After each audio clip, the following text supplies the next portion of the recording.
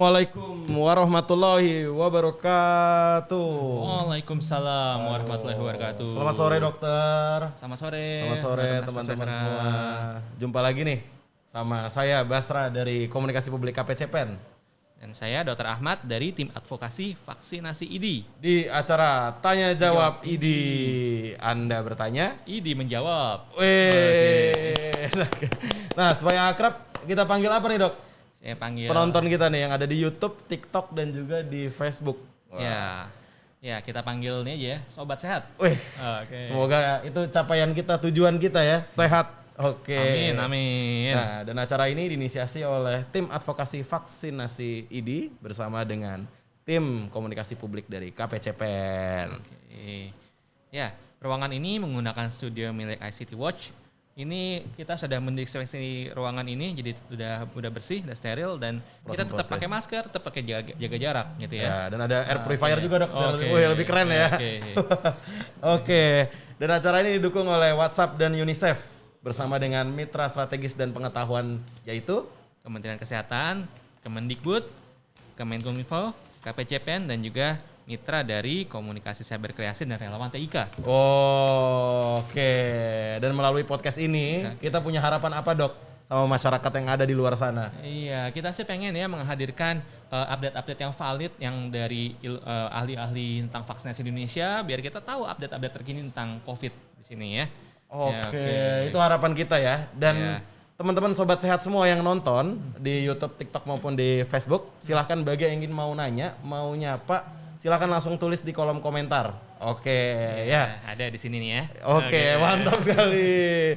Dan episode ini adalah episode ketiga dok. Oke. Apa yang kita bahas di episode ketiga ini dok? Iya, jadi kita sekarang akan membahas sesuatu yang lagi hot, yaitu tentang Apa? vaksin AstraZeneca. Vaksin AstraZeneca. Oke. Tapi sebelum kita bahas vaksin AstraZeneca, kita lihat dulu dok info vaksinasi saat ini di Indonesia. Ya, kita lihat sudah berapa yang divaksin. Oke, boleh ditampilkan nanti di layar ya.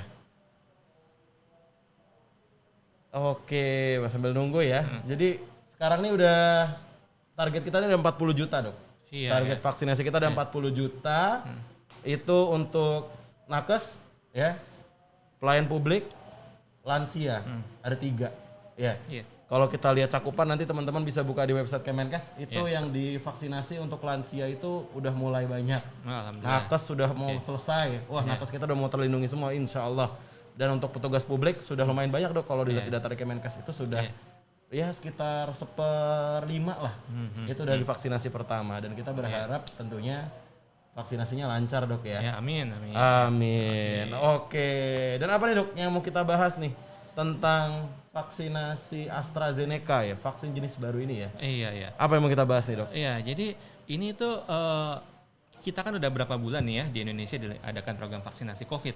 Yang pertama pakai vaksinnya dari Sinovac. Nah sekarang kita ternyata butuh tambahan vaksin lain biar bisa menjangkau lebih banyak orang.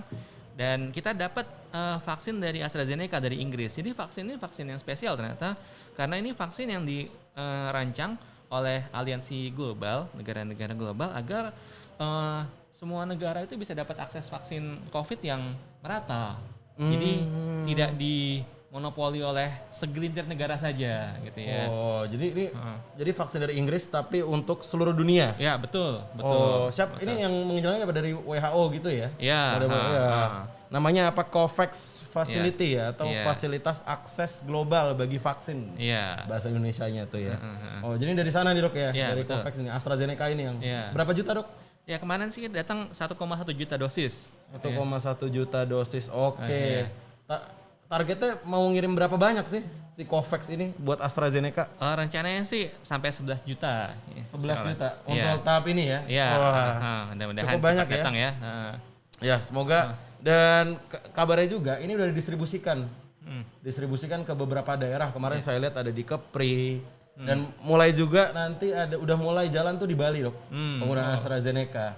Nah, tapi teman-teman semua kita sama-sama tahu nih bahwa perkembangan informasi itu selalu menjadi potensi untuk disinformasi dok ya. Betul. Adanya hoax, simpang siur ya. Ini apa sih bedanya sama Sinovac dulu ya? Kemarin ada Sinovac, apa bedanya sama AstraZeneca? Terus juga apakah ini balik lagi seperti dulu datangnya Sinovac, apakah ini aman, apakah ini bermanfaat? Iya dok ya? Iya betul, Nah, betul. kebetulan kita bisa nelpon nih dok. Oh, Kita ke siapa nih? bisa nelpon. Tadi ada beberapa dokter mention masalah apa tadi? COVAX ya, kerjasama multilateral, kita bicara aman efektif. Saya dokter sempat nyinggung juga, kita bahas tadi tentang Bali. Daerah yang sudah divaksinasi oleh AstraZeneca atau dengan ya, bukan oleh ya. Nah, kita bisa telepon nih. Mungkin yang kita telepon pertama teman-teman dari UNICEF dulu kali dok ya. Boleh. Karena ini yang tahu banyak nih tentang kerjasama bilateral sama atau bukan bilateral, multilateral, jadi seluruh dunia. Wah jadi kita bisa tahu situasi global berarti ya? Betul, kita bisa tahu situasi global tentang vaksinasi dari teman-teman kita dari UNICEF. Apakah sudah bergabung nih, Mas Ari Rukmantara? Halo malam, Mas Basra sudah bisa mendengar suara saya? Sudah. Waduh, mantap sekali dok. Mantap sekali dok ini pakai backgroundnya, wah mantap sekali ini identik ya UNICEF ini warna biru-biru gitu ya. Mantap. Dari Jenewa dan New York. Waduh, dari Jenewa nih dok langsung demi Jauh kita demi ya. podcast. Nah, Mas Ari Rukmantara, pertanyaan pertama nih yang paling banyak di netizen, kenapa Indonesia pakai AstraZeneca vaksin ini nih? Jadi pertanyaan yang lebih cerdas lagi adalah kenapa Indonesia bisa dapat COVAX. Itu sebenarnya yang lebih penting lagi. Karena ini terbukti bahwa keahlian diplomasi kita yang terbukti sejak kita mengumumkan kemerdekaan kita di tahun 1945 sehingga bisa diakui seluruh dunia, itu terjadi lagi di sekarang ya, di zaman pandemi ini. Keahlian diplomasi kita menempatkan Indonesia menjadi pemimpin Advanced Market Commitment 92 negara yang middle low income ya di dalam COVAX Facility. Jadi pemimpinnya adalah salah satunya Menlu Ibu Retno Marsudi. Dia bersama Menteri Kanada dan Menteri dari Menteri Kesehatan Ethiopia. Pemimpinnya. Nah, di AMC 92 ini diputuskan bagaimana mendistribusikan vaksin untuk seluruh negara, 92 negara berkembang dan menengah ke bawah ya. Nah, termasuk Indonesia diputuskan untuk mendapatkan 20% dari populasi Indonesia akan mendapatkan dosis gratis dari COVAX Facility. Banyak 20% ya? Banyak, itu 54 juta, sekitar 54 juta, dan kalau dosis berarti 108 juta dosis. Nah, jadi pertanyaan terbesar adalah, kok Indonesia pintar amat bisa dapetin 108 juta? Iya, bener juga. Itu jarang orang tahu ya gitu ya. Jadi ini di luar negeri itu rebutan, Mas? Apa gimana? Rebutan. Jadi dosis yang diamankan oleh COVAX Facility itu sebanyak 2 miliar dosis. 2 miliar. Jadi kalau Indonesia mendapat sekitar 108 juta dosis, berarti hampir 5%, sekitar 5% ya. Nah, 5%-nya untuk orang Indonesia. Waduh, begitu mulianya orang Indonesia itu dicintai sama orang dunia ya kan. Waduh. Nah, 5% buat Indonesia deh. Gue sayang banget sama Indonesia gitu kan. Itu kan baik-baik, ramah-ramah. Negonya jago kali ya, Bu Retno ya. Negonya jago kali. Bu Retno dan 270 juta orang Indonesia tuh disayang dunia. Mulu, ramah gitu, baik sama orang dunia. Gak pernah ngajak perang. Ya, Bu Retno ini emang sakti kayaknya. Bu sakti, jago nego nih. Hanya di sini aja. Iya, jago nego di luar negeri ya. Jadi ini targetnya berarti ada 54 juta ya, Mas Ari ya? Betul, yang disepakati adalah 20%. Itu ada teorinya ya, sebenarnya 20% orang-orang ini kemungkinan di seluruh dunia tidak dapat akses terhadap vaksin gitu. Jadi dipastikan Indonesia harus dapat. Dan nanti akan dipastikan ini bisa diselesaikan mudah-mudahan sampai 2021. Bisa dapat semua. Tahun ya. 12 tahun ini. Itu. Jadi ini rebutan, Dok. Ini rebutan, kita dapat banyak. Ini sebenarnya menarik nih ya. Pak Ari, itu sebenarnya sekarang ini kapasitas produksi vaksin bulanan seluruh dunia itu berapa sih sampai bisa rebutan gini ya? Iya, itu rebutan. Karena kalau gede kapasitasnya nggak akan rebutan dong. Iya, ini kan demand-nya besar nih Mas Ari. Gimana Mas kalau di negara-negara lain tuh gimana sih Mas gambarannya? Jadi ada dua hal ya. Pertama adalah kemampuan negara-negara tersebut untuk mengidentifikasi atau melakukan purchase order vaksin secepat mungkin. Indonesia sudah melakukannya sejak pertengahan tahun lalu. Oke, Ya. di awal-awal pandemi ya. Oke. Iya, dari bulan Juni, Juli itu sudah banyak diplomasi yang dilakukan oleh menteri-menteri ke seluruh dunia untuk berbicara dengan produsen maupun negara-negara yang menjadi tuan rumah produsen vaksin. Gitu. Nah, jadi itu yang membuat Indonesia secara bilateral bisa mensecure atau bisa mengamankan pasokan vaksinnya. Kan kalau menurut Menteri Kesehatan secara bilateral itu sudah diamankan hampir 400 juta dosis ya. Iya, 400 juta. Antara 200 juta sampai 400 juta yang 200 juta yang sudah deal ya, 400 juta lebih sebagai target. Tahun gitu. ini ya akan datang ya 400 juta itu ya. Betul, itu yang bilateral tuh yang disecure sendiri sama Indonesia. Dan lalu ditambah dengan COVAX sudah mensecure, sudah mengamankan 2 miliar dosis untuk seluruh dunia. Nah itu kemampuan diplomasi kita untuk menentukan berapa banyak kita bisa dapat. Akhirnya kita dapat tadi ya sekitar 5% dari 2 miliar tersebut untuk Indonesia. Dan itu berarti kapasitas produsen vaksin itu sudah hampir maksimum ya untuk memenuhi 2 miliar dosis COVAX ya, 400 juta Indonesia dan tentunya miliaran lagi dari negara-negara berkembang dan besar ya G7 itu. Nah, dokter, ini pertanyaan yang biasanya julid-julid nih. Nah, pertanyaan julid nih. Siapa sih yang pertanyaan julid? Biasa netizen julid-julid nih. Ada nggak negara yang lebih ya mungkin yang tidak sehebat Indonesia gitu. Jadi sekarang kekurangan vaksin, butuh vaksin atau bahkan lagi proses vaksinasi terus di stop karena stoknya habis gitu misalnya. Ini kan Indonesia lagi berlimpah-limpah nih gitu ya. Ada nggak dok? Ada nggak Mas Ari? Oh, banyak. Hampir 130 negara di dunia ini belum memulai vaksinasi, bahkan belum bisa mencecure 1 dosis pun. Aduh. Untung ada COVAX ya, kalau COVAX akhirnya bisa mendeliver itu. Kita dari hampir 200 negara gitu ya, banyak banget ya. Ya. Yang dapat EUL itu ada Korea, ya, ada India ya. Di Eropa sendiri itu diproduksi di 5 tempat ya, ada Jerman, Italia, Belanda dan Inggris sendiri. Jadi untuk membuat AstraZeneca sendiri itu butuh banyak tempat, banyak negara dan tentunya banyak orang. Ya. Itu kalau sudah ketemu, sudah final, dapat EUL, ya, lalu dapat EUA dari FDA masing-masing termasuk Badan POM.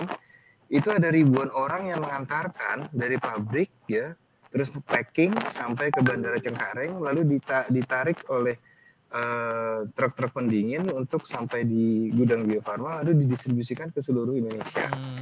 Paling tidak ya 1.000 orang lebih itu, ya kan?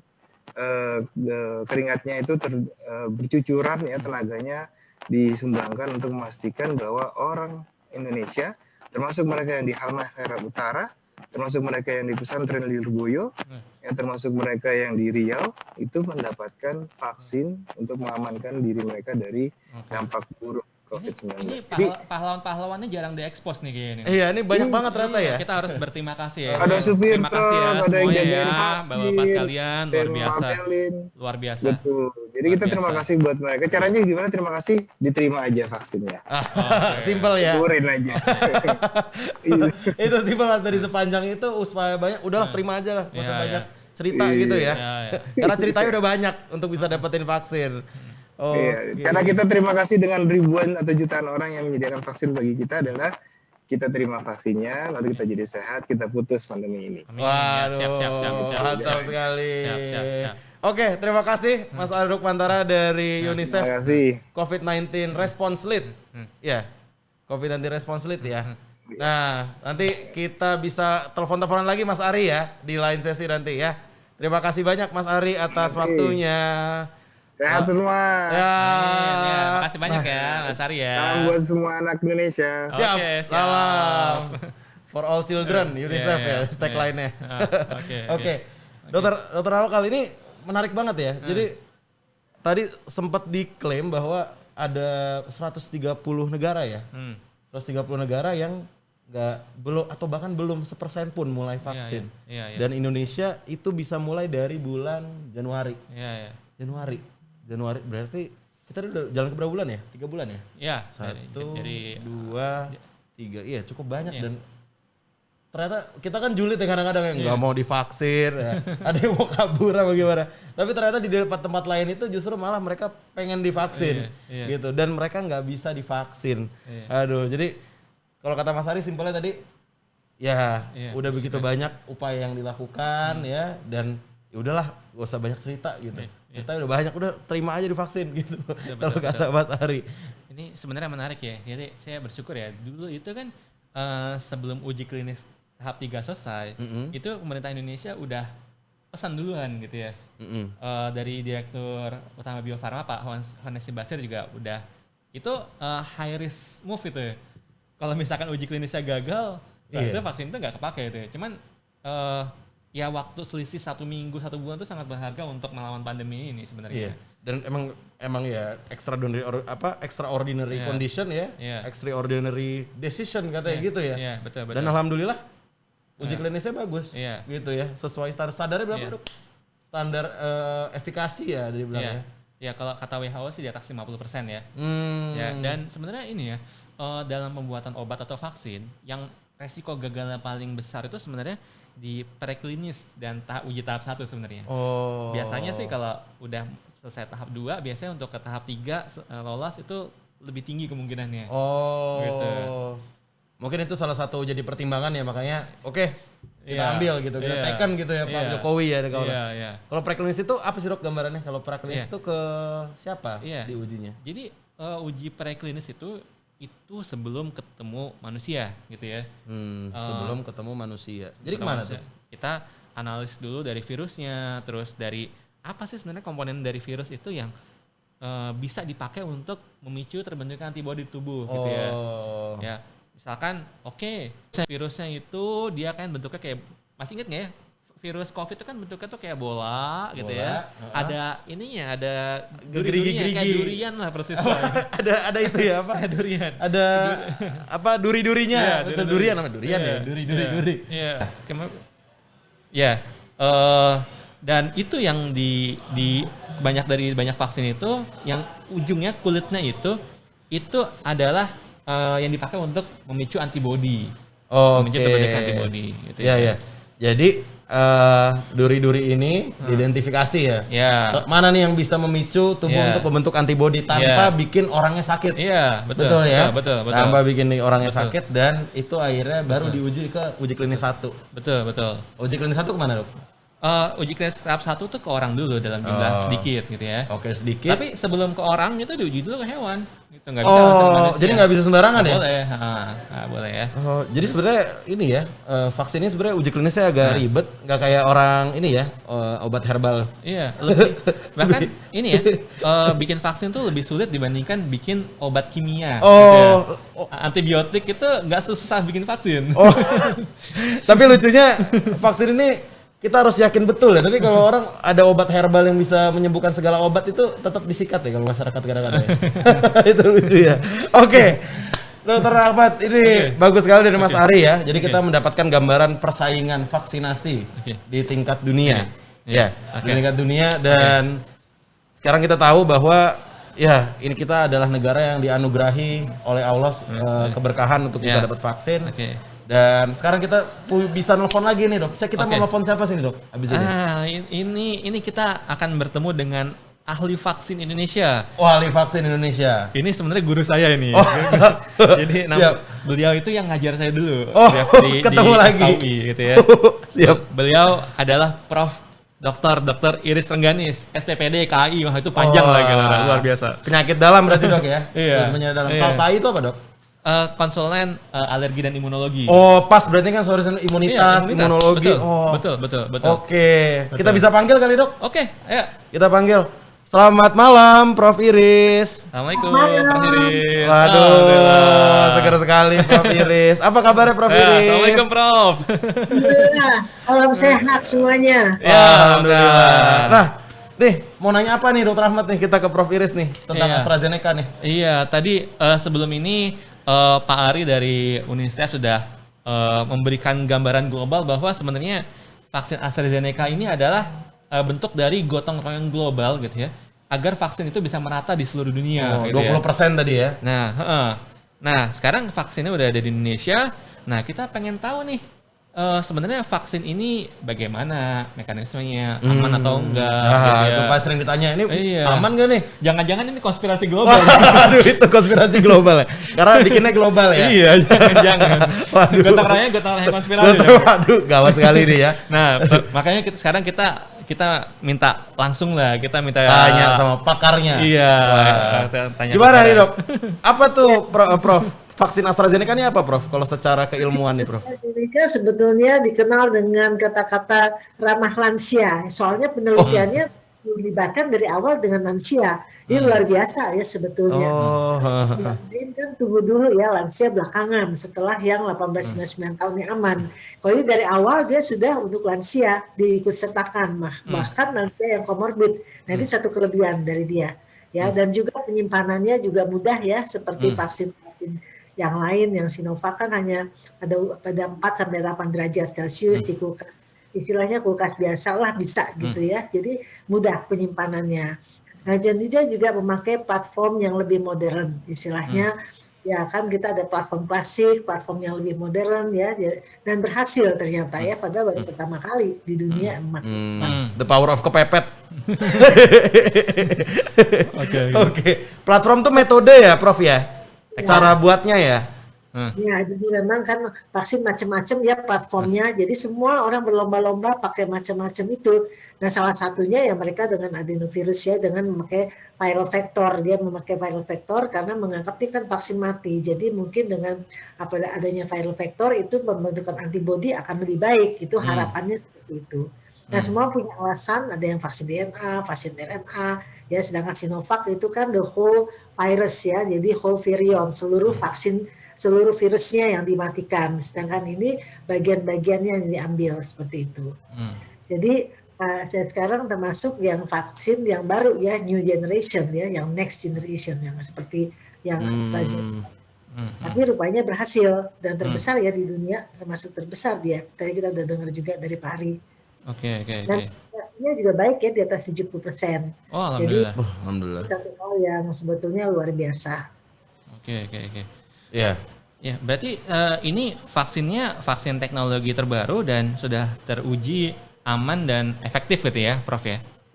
Karena tetap melalui 3 fase, tapi sebelumnya tetap ada fase dengan hewan ya. Ada preclinical study, atau preclinical trial itu selalu dengan hewan. Dan itu di awalnya selalu dilihat keamanan, imunogenisitasnya, bagaimana pembentukan antibodi. Kalau itu sudah oke, fase 1, 2, 3 harus dilalui dan keluarlah angka efikasi. Nah itu baru mereka ke Badan POM negara masing-masing. Itu udah birokrasinya ya. Dan Dok, Prof, ini yang mau tanya silahkan tanya di kolom komen ya, nanti kita bisa bacain. Nah, nih Dok, Prof, mohon maaf nih netizen kan suka julid ya, nih sama nih pertanyaan nih, sering banget ditanya nih, apa nih bukti nih vaksin nih aman nih? Buktinya apa Prof? Kalau ditanya nih, yang nonton nih kan harus punya senjata nih, bisa jawab Prof, nih butuh senjata nih Prof.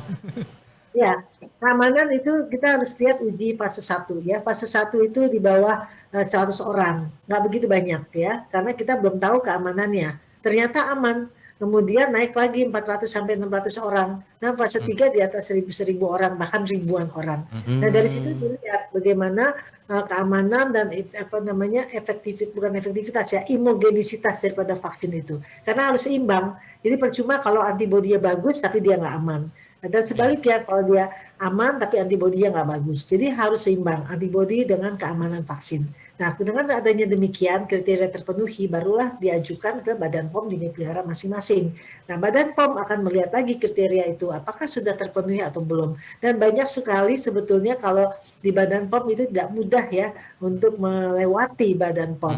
Ini saringannya sangat amat ketat ya, karena ini tidak bisa sembarangan dia, walaupun farmasinya bilang oh ya ini aman, ini bagus, apa segala macam indikasinya, tetapi Badan POM tidak mudah ya, banyak sekali yang harus dilalui ya, seperti itu. Dan saya sangat angkat topi ya untuk Badan POM di negara Indonesia.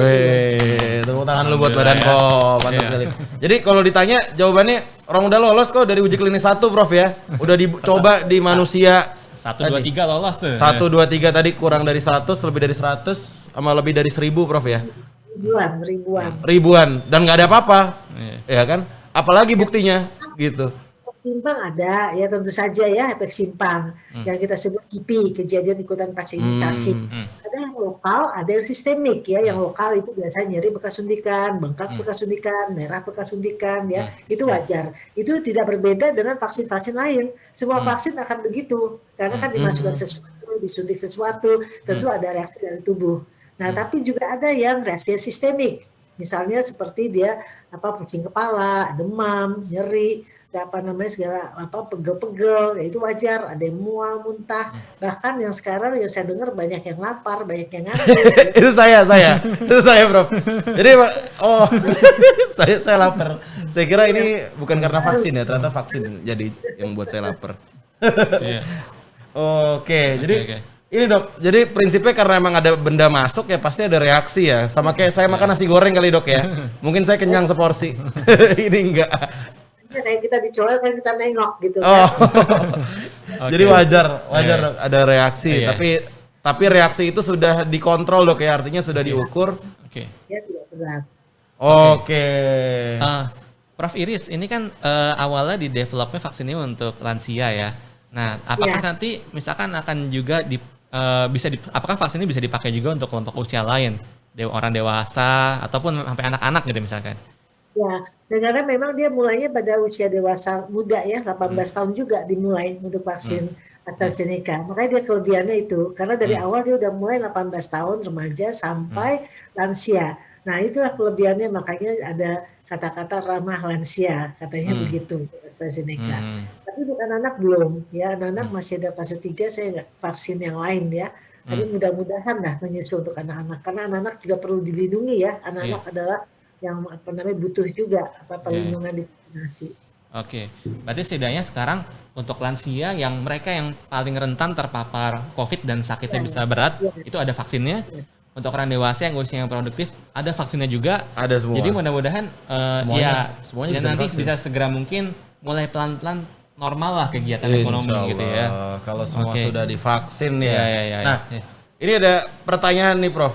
Pertanyaannya juga sama julidnya dulu, saya mewakili netizen julid ya Dok ya. Nih, tadi kan udah aman, udah terbukti dari 1, 2, 3. Lalu kalau efektif atau ini buktinya bermanfaat bagi saya apa gitu Dok? Gimana Prof? Kami jawabnya nih Prof. Kalau di dalam penelitian itu namanya efikasi, kemanjuran daripada vaksin, efikasi ya. Jadi fase 2 ke fase 3, nah fase 3 keluarlah angka efikasi dan itu dari Badan Dunia WHO itu sudah menyatakan minimal pada masa pandemik minimal 50%. Dan ini AstraZeneca sudah 70% lebih ya. Jadi dia sudah alhamdulillah. Bersyukur kita. Tapi untuk efektivitas kita belum bisa menilai, satupun vaksin kita belum bisa menilai karena itu sedang berjalan. Sedang berjalan, nanti dengan berjalannya waktu baru akan terjawab. Ya, jadi kita sabar menunggu efektivitas vaksin. Seberapa dia efektif untuk penyakit yang ada saat ini, menangani pandemik ya dalam hal ini. Tapi setidaknya berarti tadi Prof, setidaknya tadi semua vaksin yang di-approve itu bisa menimbulkan antibody ya berarti ya. Antibody, bahasa kerennya tadi apa Bro? Imunogenisitas bahasa kerennya. Wah, jadi ini kalau ke warga nih enak nih. Itu imunogenisitas apa tadi? Ya pokoknya intinya tubuhnya paling nggak udah punya senjata lah. Udah punya perisai. Jadi kalau istilah kita. Oke, yang mau tanya jangan lupa silakan di kolom komen, nanti akan ditanyakan langsung ke Prof Iris. Nah, ini pertanyaan juga yang cukup sering nih, Dr. Ahmad dan Prof Iris. Ini kan orang ngebanding-bandingin, ya. Jadi sebenarnya secara prinsip, ini saya mau nanya nih, karena kita kan punya banyak vaksin lain, Dok dan Prof Iris. Secara prinsip itu gimana sih? Jadi misalnya ada vaksin datang baru nih ke Indonesia gitu. Oke lah, sekarang AstraZeneca gitu.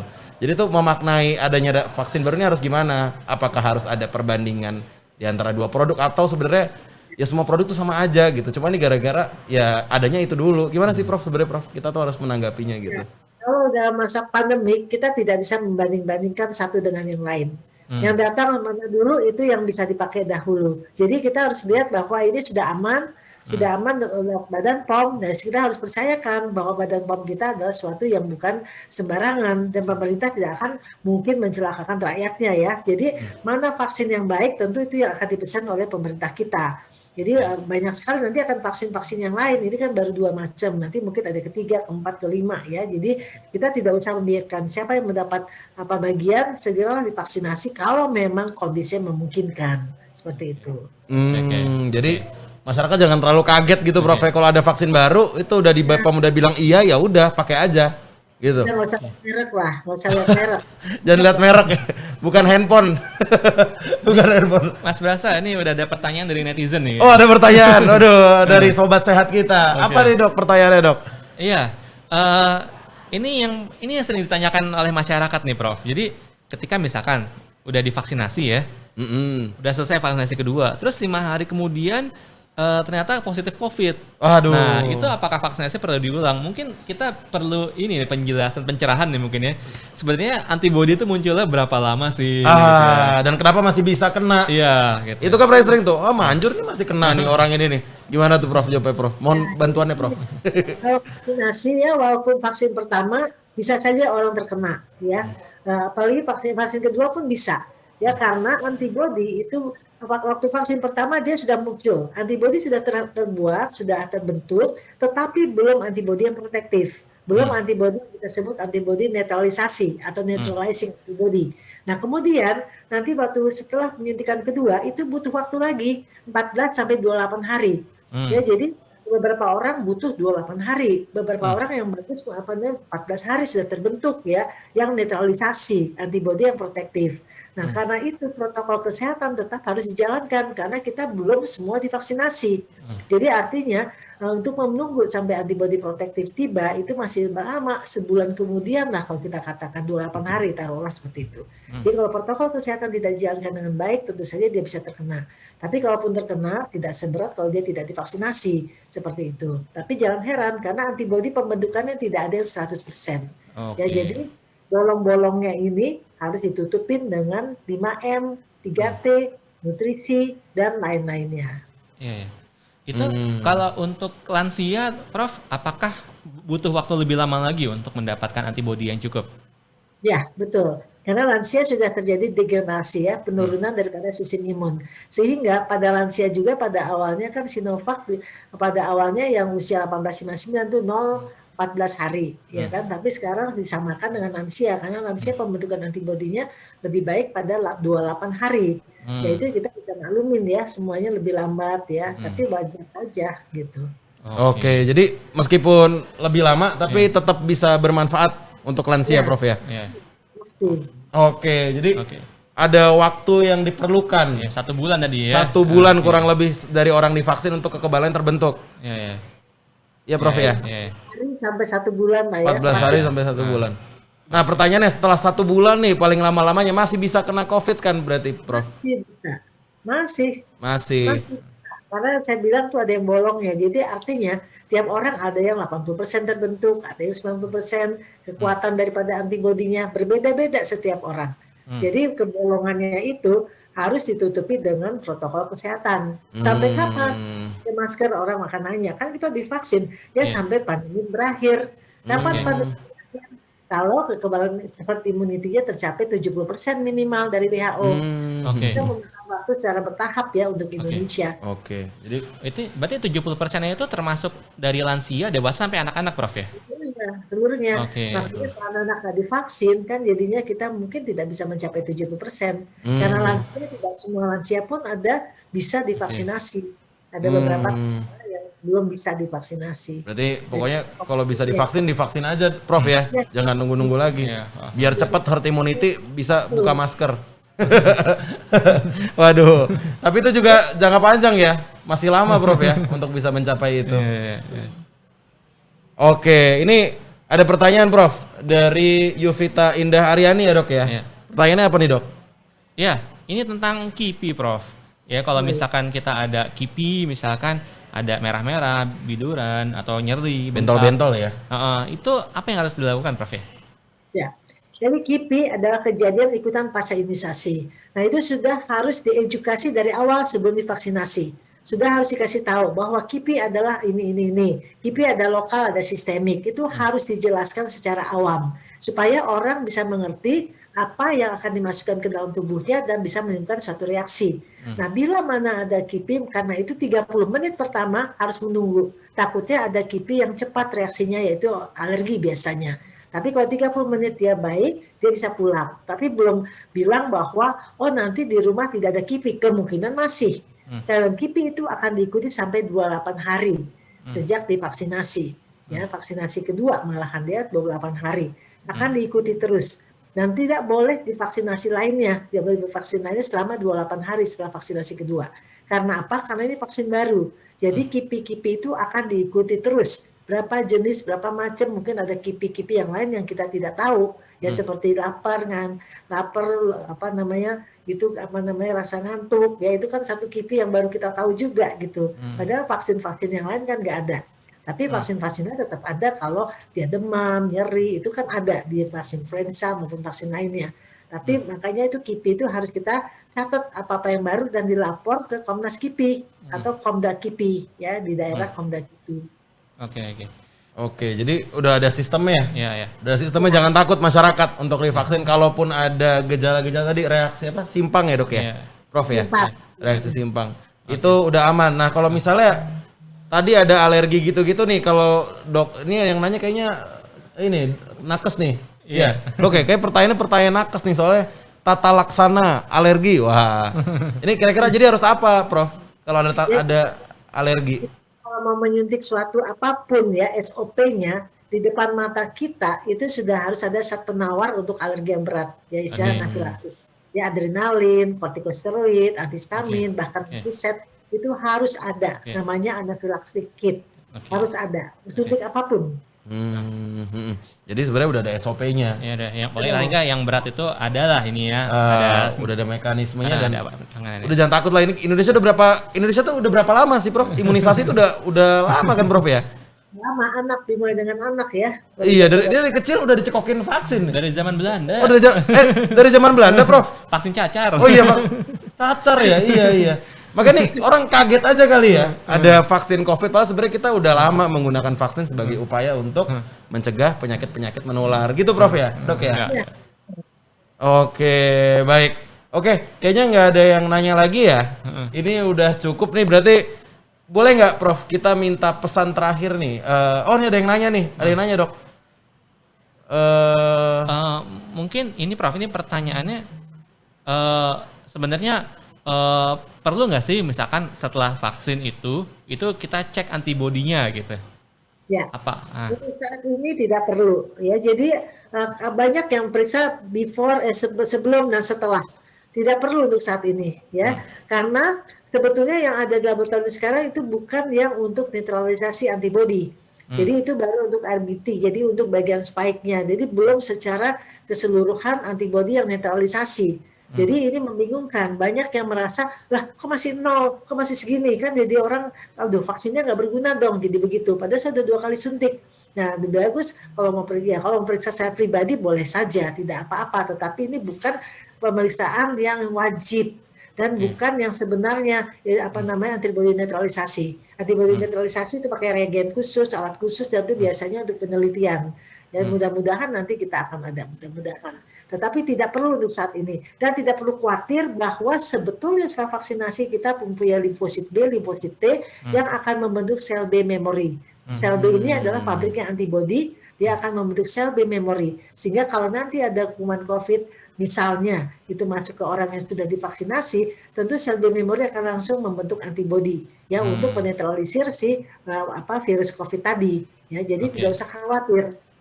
Mungkin ini kali ya, intinya itu nggak perlu lah tentara itu disuruh berbaris terus di lapangan, jaga senjata gitu. Udah standby belum nih? Karena yang penting itu vaksin itu untuk bikin biar Menteri Pertahanannya itu siap buat mengorganisasikan merencanakan peperangan. Jadi kalau misalkan ada musuh gitu ya, langsung pencet tombol, pasukannya langsung datang semua. Gitu ya. Rame. Gitu ya. Jadi dan sebenarnya dari tadi kalau saya singgung imunogenisitas itu sebenarnya udah terbukti di uji klinis juga Prof ya sebenarnya. Terbukti di fase 1, 2, 3. Iya jadi Daripada bikin rame, bikin gelisah, sebenarnya nggak perlu dicek karena itu udah terbukti, Prof ya. Iya, bikin rame, bener. Aduh, emang masyarakat nih suka apa? Kepo. Gak apa-apa, tapi artinya itu berarti masyarakat yang intelektual ya. Iya, ya. Kepo. Ya. Nah, ada pertanyaan lagi nih, Dok. Ya. Apa nih Dok pertanyaannya, Dok? Jadi ini Dari ini Nunik, iya. ada dari Sugeng Samsuri bertanya, Prof, ini bertanya sebenarnya vaksin Sinovac sama AstraZeneca tuh bagusan mana sih gitu. Iya, ini efektivitasnya bagus sama. Dan mungkin sebenarnya untuk pertanyaannya untuk nanti kan ada vaksin-vaksin lain yang akan datang ke Iya, Indonesia betul. gitu ya.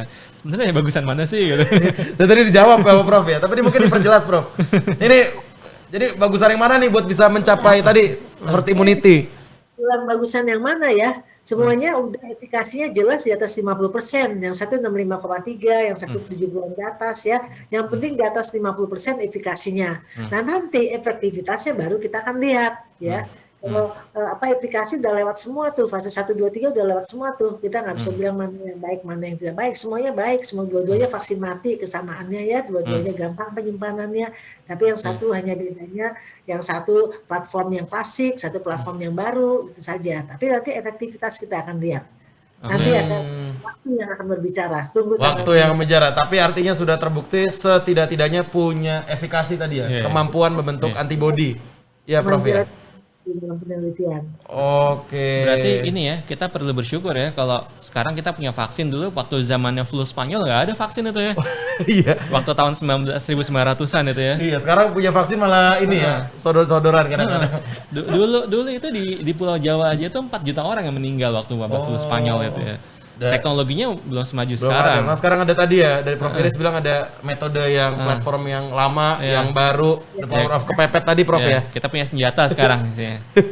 Iya, dan kita harus syukurin dan jangan banyak milih gitu, karena yang ada duluan itu yang dipakai Prof ya, tadi ya. Karena nanti vaksin merah putih tahun 22 juga platformnya macam-macam, luar biasa itu. Oh, kita punya kesana juga punya upaya kemandirian juga berarti Prof Oh, ya. ini yang akan diproduksi oleh Eijkman dan Bio Farma ya ini ya.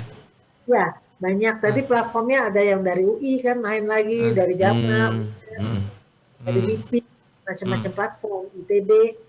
Itu tahun berapa kemungkinan bisa selesainya? Ada 6 institusi yang ikuti vaksin merah putih. Semuanya 6 bangsa dan akan dipersembahkan ke masyarakat Indonesia juga. Waduh, mantap sekali. Tapi tetap Prof ya, sambil nunggu itu, tetap yang ada sekarang harus dipakai karena nggak mungkin nunggu itu dulu kan. Oke. Kita kan nggak beli handphone merek-merek ya. Iya betul. Ini bukan beli handphone. Jadi yang ada. Gak ada pilihan yang Atau mungkin kalau di atas 50% itu kalau dianalogikan udah fleksib lah Prof gitu ya. Udah pasti cucok lah gitu, udah pasti cincai boy ya kan. Udah bagus. Udah 50% berarti iPhone ya iPhone. Iya. Sama lah pokoknya ya. Udah. Oke. Ini ada pertanyaan ini nih, menarik nih dari netizen nih, Prof. Apa tuh? Dari Bu Megawati Wijaya. Tentang isu bahwa vaksin AstraZeneca itu bisa mengakibatkan pembekuan darah, itu seperti apa sih Prof? Gitu. Ya, itu sudah terbukti tidak ya, karena dari WHO dan dari Badan POM di Eropa yang EMA itu sudah memberitahu bahwa tidak ada hubungannya. Karena kalau kita lihat di sini bahwa kalau penggumpalan darah di Eropa memang sering terjadi dan adanya vaksinasi ini lebih sedikit dibandingkan sebelum ada vaksinasi penggumpalan darah itu. Sehingga terbukti bahwa itu tidak ada hubungannya dan sudah sudah diluruskan ya bahwa hoax itu. Makanya walaupun banyak negara tadi yang menunda ya, termasuk Indonesia juga kan menunda sebentar, tapi ternyata tidak apa-apa. Oke, dilanjutkan lagi ya berarti ya. Jadi emang ada unsur kehati-hatian untuk ngecek nih ada nggak? Tapi ternyata pas dicek pas nggak ada vaksin lebih ini. Oke, baik menjawab. Terus ada lagi nih. Dok, dari Evi Rahmawati. Tadi udah dijawab. Udah dijawab juga ya. Oke, udah. Oke, baik. Oke. Bagus banget ya. Iya, luar biasa. Mantap banget. Saya jadi belajar lagi nih, Prof. Aduh. Prof, kira-kira apa nih pesannya untuk masyarakat terkait dengan vaksin AstraZeneca nih yang sekarang udah mulai digunakan di beberapa daerah? Ya, Jadi vaksin AstraZeneca salah satu vaksin yang bagus ya. Kita bersyukur kalau kita bisa mendapat bagian yang banyak tadi aku dengar dari Pak Ari dari UNICEF ya, harus disyukuri. Dan sekali lagi semua vaksin apapun jangan melihat merek, dan vaksin itu salah satu upaya untuk mempercepat tercapainya herd immunity. Tapi vaksin bukan satu-satunya. Jadi karena itu protokol kesehatan tetap harus dijalankan walaupun telah dilakukan penyuntikan 2 kali. Oke. Oke, ya. Oke. Jangan kepedean, jangan Iya. kendor, dan jangan banyak milih. Mantap sekali Prof Iris, lengkap ya. Oke, terima kasih banyak ya Prof Iya, Iris. terima kasih banyak Prof. Aduh, semoga Prof Iris Iya, sehat-sehat semoga sehat selalu. selalu. Dan kita doakan Iya. agar vaksinasi Indonesia bisa Amin. lancar. Amin. Amin. Oke. Terima kasih banyak. Wah, daging ya? Iya, luar biasa. Daging ya. Banyak banget ya Dok ya. Yang bisa kita bahas ya Prof. Jadi satu, kita dari Mas Ari tadi kita udah ngelihat bagaimana perjuangan Indonesia untuk bisa mendapatkan vaksin secara bekerja sama gotong royong global ataupun nego-nego antar negara. Iya. Ya, tadi 400 juta Iya, ya. iya. 400 juta, dan AstraZeneca adalah satu upaya yang kita dapat gitu. Dan kita harus bersyukur. Prof Iris sudah bilang tadi bahwa ini aman, ini efektif, ini aman, ini bermanfaat, pasti membentuk kekebalan, jangan banyak milih. Gitu ya. Dan yang jelas tadi sebenarnya bahwa semua vaksin itu sudah lolos uji klinis. Uji sebenarnya. klinis itu Uji cut klinisnya off-nya ya. ketat itu ya. Jadi Di kalau ditanya, ribuan orang gitu ya. Kapan kita bisa menggunakan vaksin ketika udah lolos uji klinis? Iya, dan tadi uji klinis itu prioritas pertama keamanan dulu ternyata ya. Betul. Jadi Ya. jadi emang obat itu itu ya, sorry bukan obat ya. Jadi alat-alat ini, vaksin ini, itu vaksin ini emang dicek keamanan dulu. Aman baru dicek bermanfaat nggak. Iya. Gitu ya. Dan itu udah difilter teman-teman semua netizen sobat sehat. Oke. Nah, kira-kira tadi kan udah bicara nih, kita ngelihat wah di luar gimana. Terus kita udah tahu barangnya udah datang, apa yang AstraZeneca, Prof Iris sudah menjelaskan tentang keamanan dan kebermanfaatannya, sudah dijamin. Nah, kita bisa telepon nih satu lagi narasumber. Oh iya, siapa itu? Narasumber yang sudah menggunakan vaksin AstraZeneca daerahnya. Oke. Nah, kita telepon kali ya, Dr. Putu Amalia dari Dinas Kesehatan Bali. Selamat malam. Waduh. halo, Itu selamat malam. waduh indah sekali ya Bali seperti biasa ya. Bintangnya bagus sekali. Halo Dok. Aduh. Ya. Selamat malam, Dok. Ini panggilannya dokter siapa, Dok? Kamelia. Oh, Kamelia. Oh, pakai C. Oke, pakai C, Dokter Kamelia. Jadi dokter dari Dinas Kesehatan Bali ya, Dok ya? Betul. Oke, baik. Dok, gimana nih kondisi Bali sekarang? Ini netizen juga pada nanya nih, kapan boleh ke Bali? Kita juga pengen ya. Aduh, pengen ya, udah lama, aduh. Gimana, Dok? Udah lama nggak ke Bali. Iya. Jadi kalau kita bicara kasus ya, kasus COVID, kasus konfirmasi baru setiap hari ya pasti 3 digit kalau di Bali ya. Tapi kalau dibandingkan dengan bulan-bulan sebelumnya sudah mulai turun lah begitu. Meskipun kasus konfirmasi harian yang baru itu masih tetap. Jadi kalau secara kuantitatif bicara kita bisa lihat juga di laporan nasional itu masih Bali kasusnya masih 3 digit. Tapi kalau secara kualitatif kita sudah tentu melakukan berbagai upaya untuk percepatan penurunan kasus lah, biar Bali cepatlah bebas dari COVID. Ini kita semua kan kayak betul gitu, betul. kan? Biar bisa di Bali lagi minum kelapa di pinggir pantai. Pinggir pantai. Oke. Nah, apa lagi mau ditanya nih, Dok? Kita bisa nanya lagi nih tentang jadi ini ya, ini kan vaksinasi yang udah dimulai ya. Tadi kita dapat berita bahwa ternyata susah loh di luar sana dapat vaksin loh. Kita ternyata dapat ya. Nah, ini penduduk Bali ini kan 4,3 juta orang ya. Nah, itu gimana, Dok? Rencana vaksinasinya, tahapan-tahapan di Bali itu bagaimana, Dok? Nanti biar bisa siap lagi menerima wisatawan loh. Biar bisa tadi ya nongkrong di pantai. Nongkrong di pantai, oke. Jadi kalau tadi itu diperjuangkan kan, berdarah-darah, hebat banget kan sebetulnya ya usaha kita untuk dapat vaksin, seluruh dunia berlomba-lomba. Jadi Bali juga nggak mau sia-siakan dong, udah dapat vaksinnya, kita genjot vaksinasi. Oh, mantap sekali. Iya, harus dong. Dan antusiasme masyarakat kalau di Bali itu luar biasa untuk vaksin. ya. Kita udah mulai start juga bulan Januari untuk yang tahapan pertama kan, untuk nakes. Dan untuk nakes ini ternyata vaksin pertama tuh di atas 100%. Mantap kan? Mantap sekali. Antusiasmenya luar biasa. Terus vaksin yang kedua untuk tahap 1 untuk nakes itu sudah hampir 100%. Wah, udah terlindungi semua nakes kita ya dengan vaksin. Alhamdulillah. Alhamdulillah, ya. Nah, terus untuk tahapan kedua nih, yang untuk prioritaskan kita itu kan untuk lansia kan, kemudian untuk pelayanan publik, dan juga termasuk salah satunya adalah pariwisata. Karena pariwisata kan denyutnya Bali nih. Oh iya benar ya. Jadi sasaran kita nih. Tadi itu pantai. Betul. Jadi itu jadi sasaran kita, dan ini juga sudah dilakukan targetnya mudah-mudahan di akhir Juni kita sudah tuntaskan vaksin pertama untuk yang tahapan kedua. Jadi biar Mas Basra dan Dr. Ahmad bisa cepat kembali begitu. Itu targetnya berapa juta orang itu, Dok? Ya targetnya tentunya sesuai dengan tahapan tadi ya, untuk yang tahapan kedua itu gitu. Jadi kalau angkanya sih saya nggak hafal ya berapa. Tapi yang jelas tahapan kedua itu kita ingin tuntaskan di akhir Juni.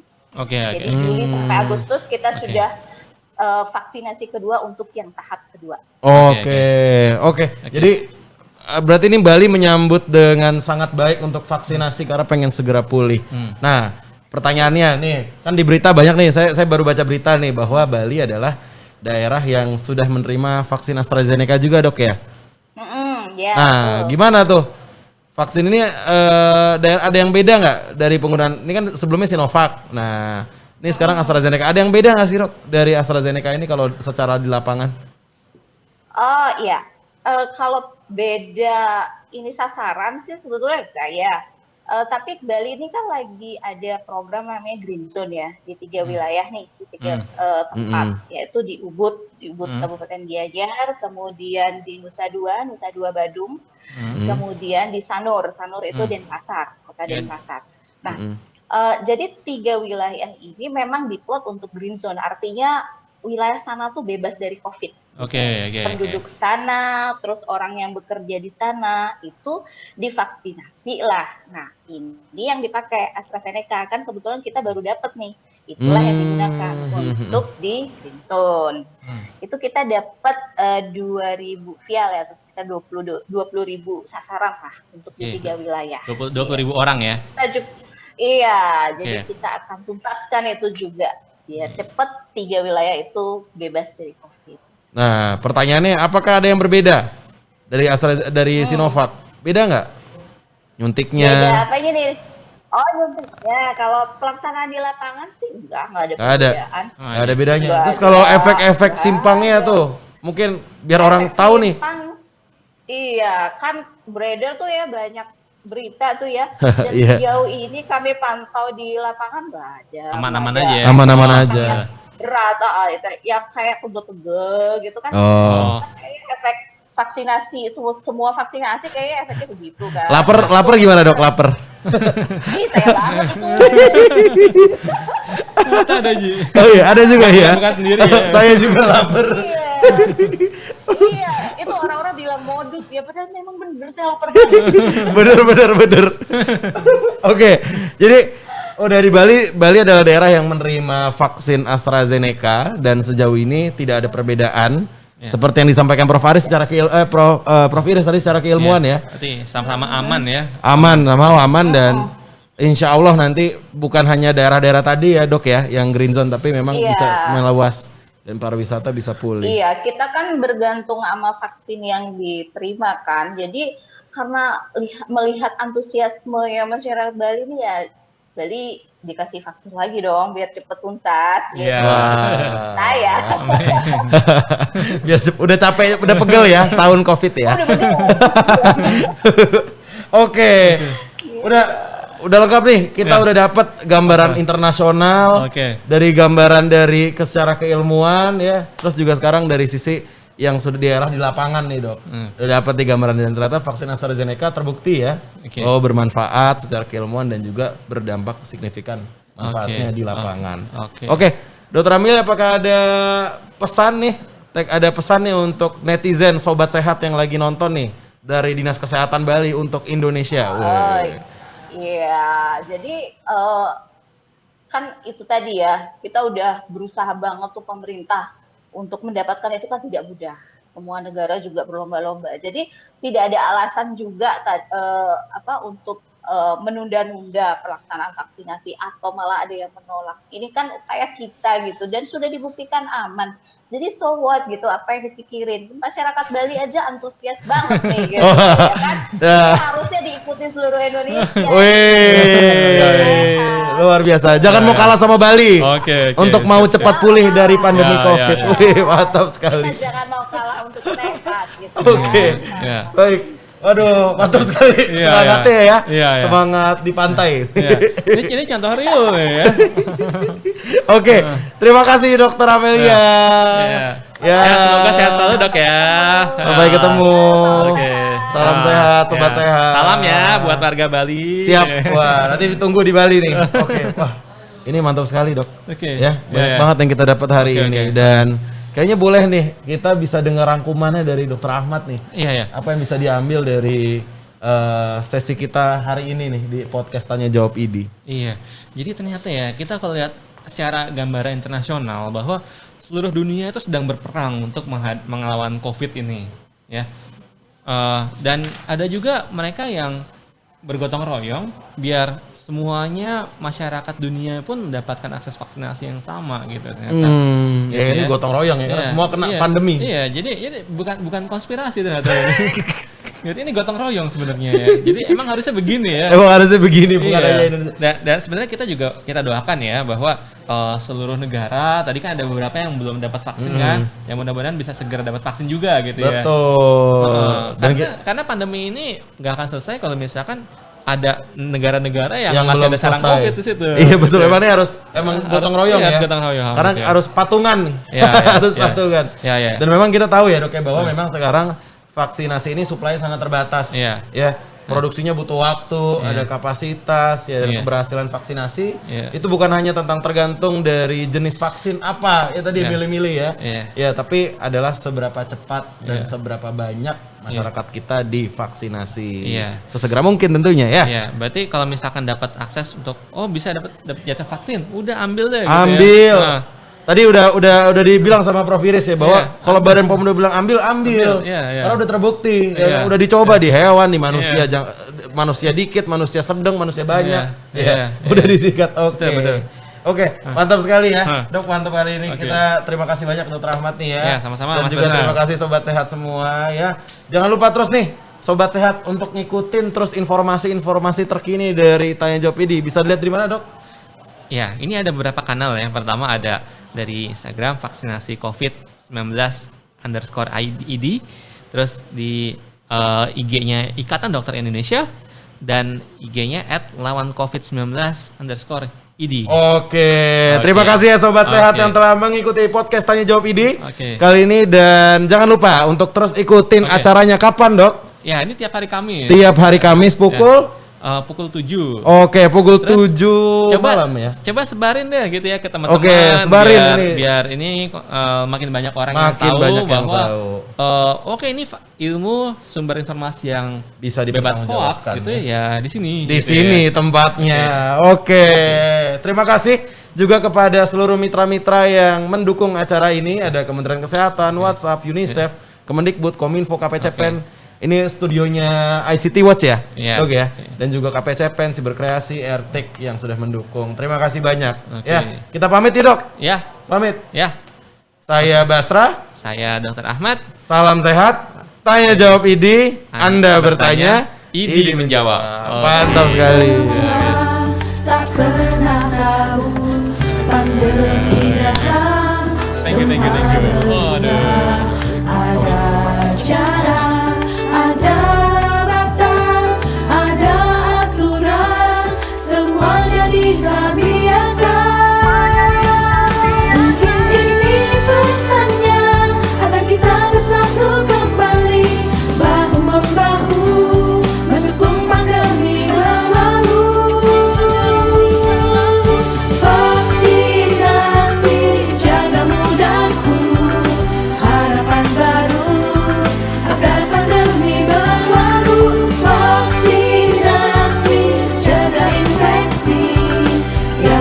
hati